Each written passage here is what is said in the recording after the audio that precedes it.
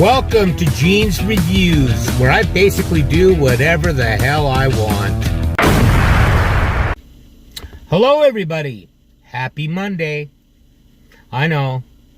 This was suggested to me. This guy, Graham Hancock's discovery of ancient aliens in the Sahara Desert.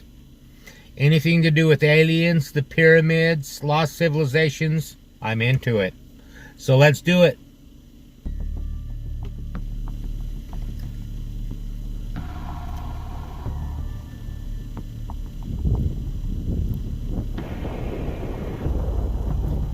One of the most popular natural features is the Sahara Desert, with miles and miles of arid sand. What many people may not realize is that the desert is not exactly how many authorities describe it. What is the truth about the Sahara, and what are they trying to hide? You be the judge yourself, as in this video, Graham Hancock reveals the Sahara Desert is not what you're being told. The Sahara Desert, which covers much of the African continent's northern third, or a whopping 3.5 million square miles, extends eastward from the Atlantic Ocean some 3,000 miles to the Nile River and the Red Sea. A lot bigger than southward from the Atlas Mountains of Morocco and the Mediterranean shores, more than 1,000 miles to the Sahel Savannah. The Sahara Desert, which is more than 16 times the size of France, covers nearly all of Mauritania, Western Sahara, Algeria, Libya, Egypt and Niger, the southern half of Tunisia, and northern parts of Mali, Chad and Sudan. The topography of the Sahara includes not only the iconic sand-dune fields, but also arid mountains, plateaus, sand and gravel-covered plains, shallow basins, and large oasis depressions. Its highest point is Mount Kusi in Chad, an extinct volcanic crater that rises 11,204 feet above sea level at its peak, and its lowest point is the Qattara Depression in Egypt, an oasis depression that lies 436 feet below sea level at the deepest point. The fabled dune fields of the Sahara, the most photographed parts of the desert, cover only about 15% of the desert's surface and are primarily found in the north-central region in Algeria and Libya. The majority of sand dunes, which are sand mounds and ridges sculpted by wind and gravity, have a windward or backslope surface and a leeward or slip-face surface. Winds push sand up the back slope until it reaches a crest, you imagine getting where it caught in something like collapses that? under gravity and cascades down the slip face. The wind may cause striking rippled surfaces to form in its wake. Couldn't even walk in it. The Sahara has only Probably 2 knock you permanent over. rivers and a few lakes, but it has extensive underground reservoirs known as aquifers. The Nile and the Niger are its permanent rivers.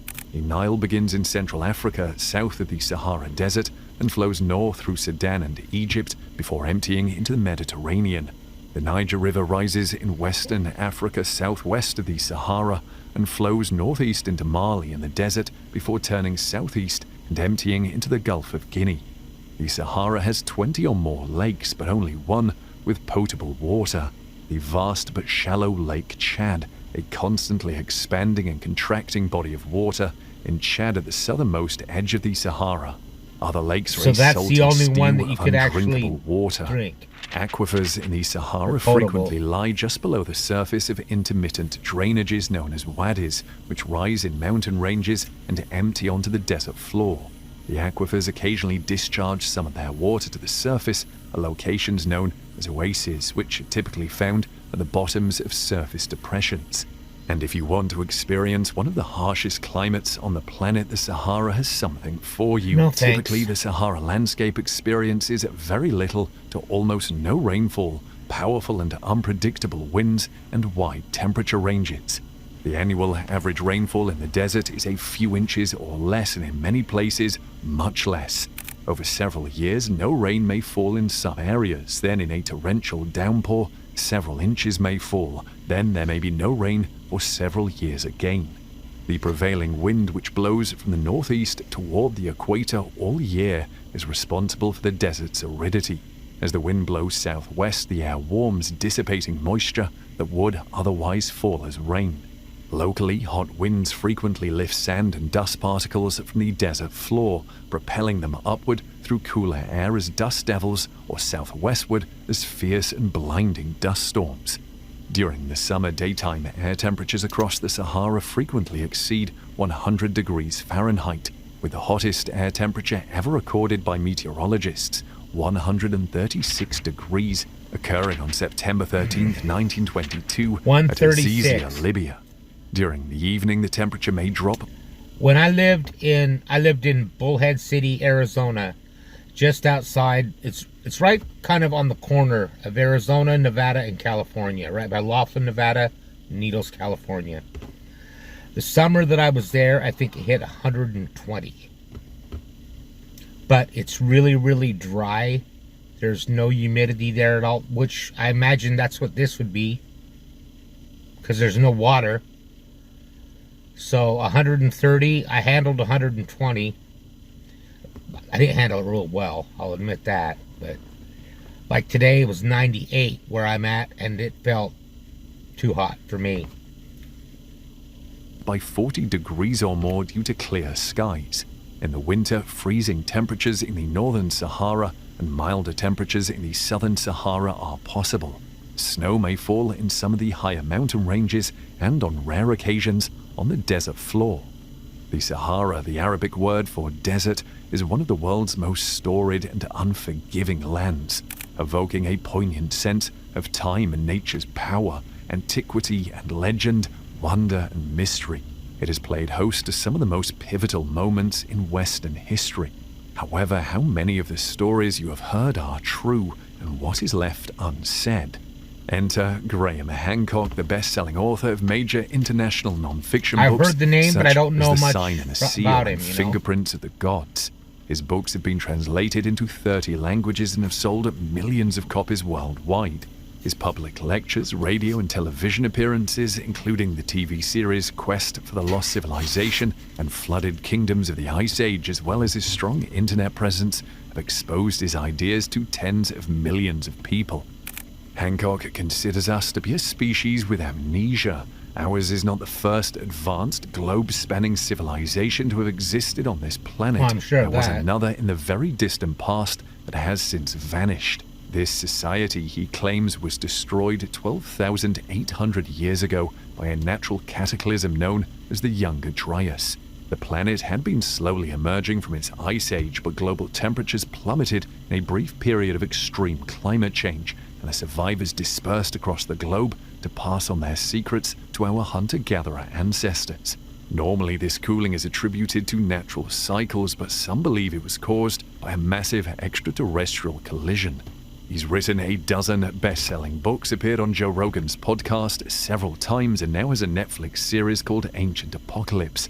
And yet Hancock did not enter the world talking about pyramids and apocalypses. His first book, published in 1985, was a study of the Ethiopian famine. Following that was Lords of Poverty, a scathing critique of the humanitarian aid industry, arguing that it enriched an international bureaucracy class while further impoverishing the world's poor.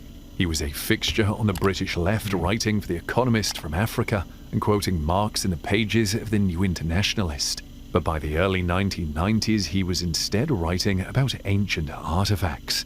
When discussing the Sahara on one of Joe Rogan's podcasts, Hancock identified one of the problems scientists have about the Sahara: lack of actual research. Another is the Sahara Desert.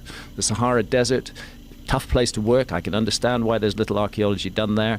Then he went on to what might shock a lot of viewers. The Sahara was once green with rainforest. But the Sahara Really? Desert was green during the Ice Age. It had a completely different climate regime. Shocking, but it's true. The Sahara was not always the dry, sandy landscape that it is today, according to research. Indeed, the Sahara was once as green as the Amazon, a verdant oasis teeming with thousands of different species. The Green Sahara period is well understood by archaeologists and anthropologists, with more than enough evidence to show that it was once a lush paradise. So what became of the Green Sahara? What happened to its people and animals? The Green Sahara refers to the Sahara region around 10,000 years ago, when it was a lush landscape full of So we're green talking plants the and a caveman plethora era. of animal species. It not only had a lot more plant life, but it also had a huge mega lake that covered 42,000 square miles, or 109,000 square kilometers. This increased water quantity is thought to have contributed significantly to the region's high level of vegetation and species diversity, Sure. at a time when our first civilizations were emerging in Mesopotamia. In addition to this unnamed mega lake, Lake Chad, then known as the Mega Chad, was more than 10 times larger than it is today during the Green Sahara period. These massive lakes were fed by massive rivers such as the Nile and Niger rivers, as well as numerous streams. One massive river in the Western Sahara that's since dried up has no name. Humans were able to thrive there for thousands of years due to the abundance of water, plants, and animals, including elephants, rhinos, warthogs, crocodiles, buffalo, antelopes, and giraffes. Civilizations flourished because the Green Sahara provided all of the resources they required, including food, water, and shelter. There was never a scarcity of game animals for meat or vegetation for plant-based meals or game animal feed. Buffalo. Because there were more resources for civilization 10,000 years ago, the population of the Green Sahara was significantly higher than it is today. According to experts, the Green Sahara once housed several million more people than the 2.5 million who live there now. I can't imagine As a anyone result of living the there increased now. population, relationships between communities began to develop, and trade between communities became a part of daily life. With an abundance of goods and resources at their disposal, such as pottery, tools, weapons, plants, and animals, communities across the Green Sahara evolved into a highly advanced, interconnected civilization. For several years, experts have been discovering evidence revealing pieces of the Green Sahara's fascinating existence. Aside from discovering artifacts, experts have also studied seasonal shifts across the globe over the last several thousand years to see how the landscape and climate of various countries has changed over time. The Earth's axis would have been tilted differently during the Green Sahara. When the Earth tilts at different angles, the amount of solar radiation that can penetrate the Earth's atmosphere changes. This would have resulted in changes in atmospheric weather patterns, including monsoons, contributing to the high humidity in the Green Sahara at the time. Yeah. This change in humidity then was so years significant later, in history that it was probably dubbed no the humidity. African Humid Period. During the African Humid Period, more solar energy was able to permeate the atmosphere, resulting in an increase in rainfall. This increase in rainfall led to an increase in lakes, rivers, thriving green plants, and a plethora of animal species. Researchers have studied artifacts associated with the Green Sahara period. In addition to studying climate shifts over time, there are rock paintings, pottery, and even a boat among these artifacts. The Dufana canoe, one of the oldest recovered boats, was discovered in the middle of the Sahara Desert in 1987. This discovery demonstrates that the now dry Sahara Desert once held a significant amount of water. Modern animal species also suggest that the Saharan landscape was not always as it is today. Now you wouldn't have Elephants, much use for a lions, and canoe antelopes, there. for example, have different subspecies in the northern and southern Saharas. This makes sense when you consider the Green Sahara's landscape.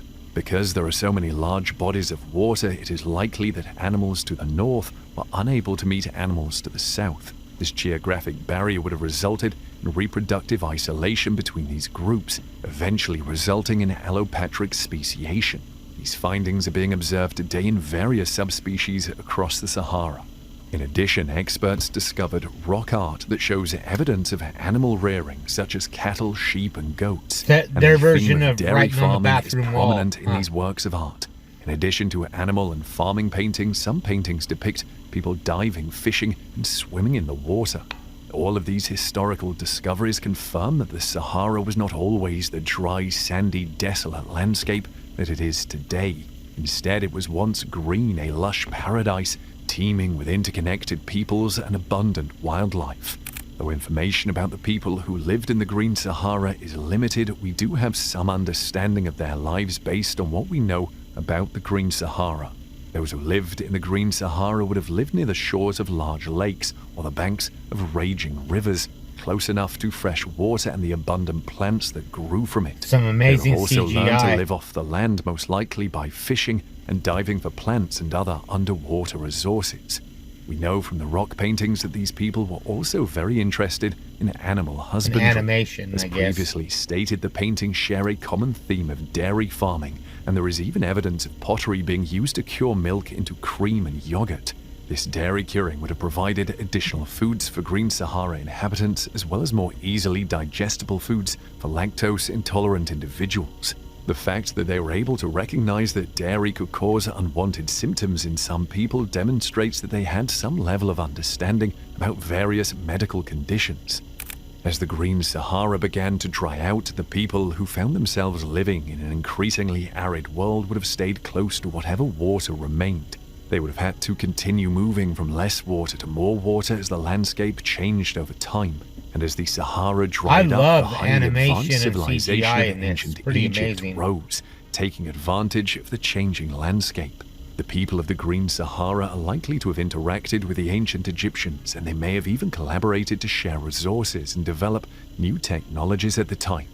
Several factors, according to experts, contributed to the drying up of this once thriving landscape. The shifting of the Earth's axis is the first factor. Over the course of 20,000 years or so, the Earth's axis shifts enough to change the overall climate in most parts of the Earth. A full cycle of this axis shifting thus takes about 40,000 years. Experts believe that when the Earth's axis shifted several thousand years ago, it caused a large enough climate change to cause the Green Sahara to dry up. Hotter temperatures and lower humidity would have contributed significantly to the steady decline of the plant and animal species in the region over that time period.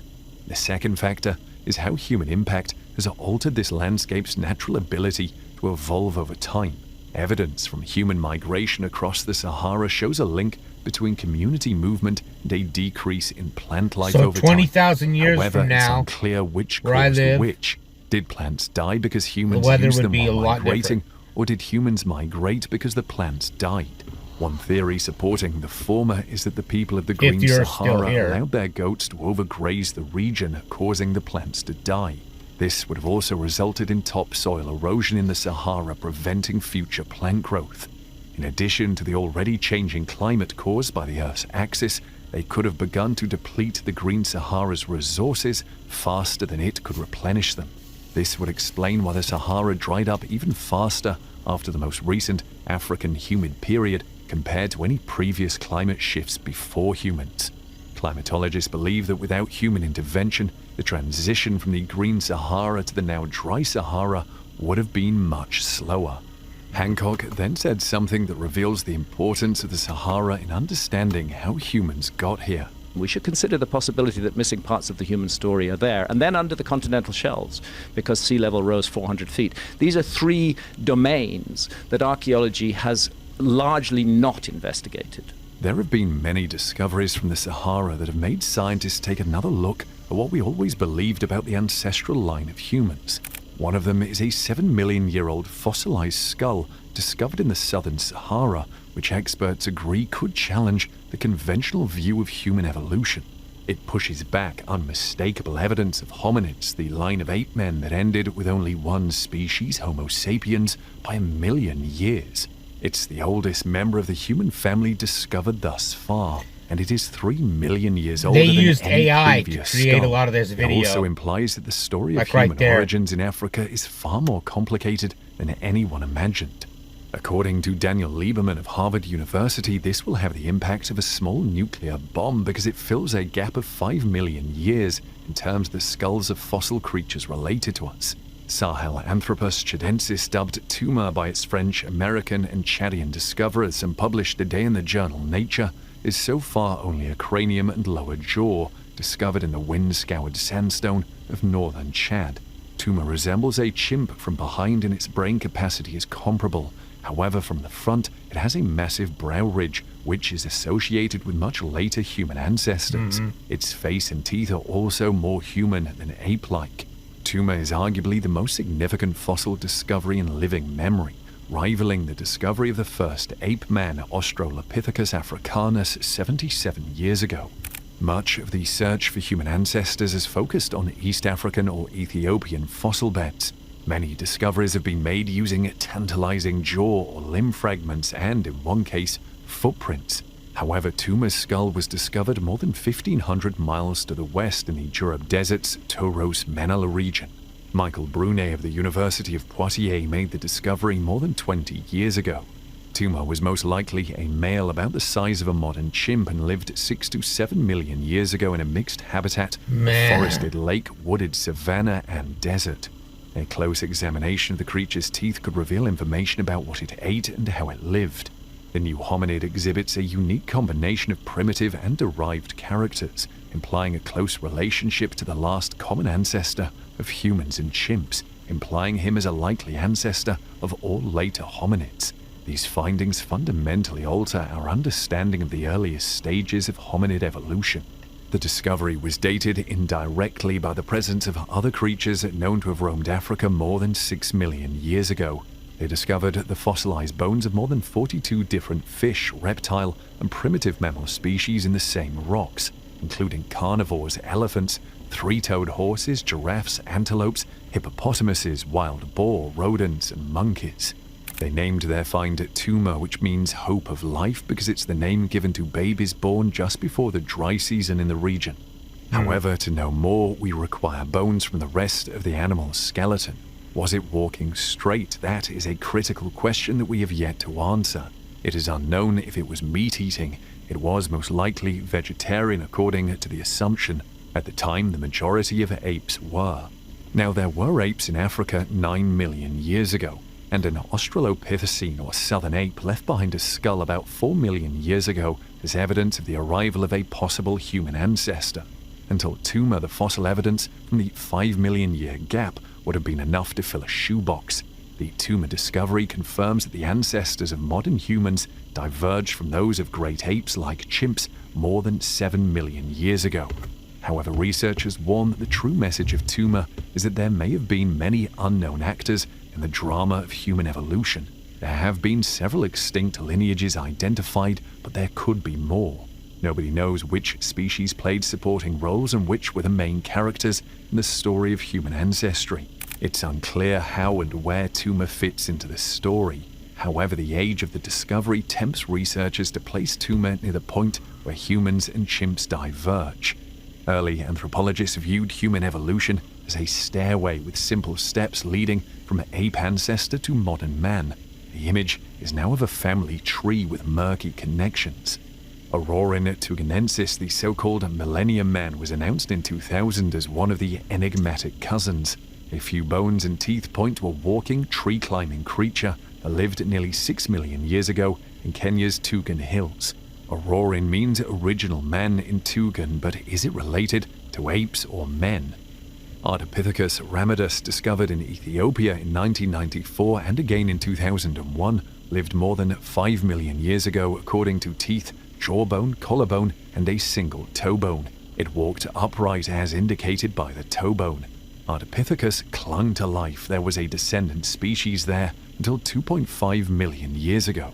There is also the Australopithecus afarensis. Raymond Dart made a spectacular discovery in South Africa a lot of in information 1925. Here. It lived over 3.3 million years ago. The most famous skeleton, however, is Lucy, which was discovered in 1974 in Ethiopia. At the time, the researchers were listening to the Beatles' Lucy in the Sky with Diamonds. However, researchers are still unsure of Lucy's place in the story of human ancestry. And there is Homo ergaster, which had a large brain, upright stance, used stone tools, and lived between 2 million and 400,000 years ago. Best known for Turkana Boy, a nearly complete skeleton from 1.65 million years ago, discovered in Lake Turkana in East Africa. Until last week, it was thought to be the first human migration. However, new fossils discovered in Georgia suggest that some other small-brained humans escaped first. What do you find most fascinating about the Sahara Desert? Let us know in the comments section below. Well, there was a lot in that video to try and understand, but I don't understand all of it, to be honest with you. But I did learn something. I didn't know the Sahara at one time had all that vegetation and everything. I thought it's just always been dry and desert and everything. That's pretty cool. Well, let me know what you thought of that in the comments down below. Now it's time for a joke. Everyone knows that Einstein was a genius, but his brother Frank was a real monster. Hurrah!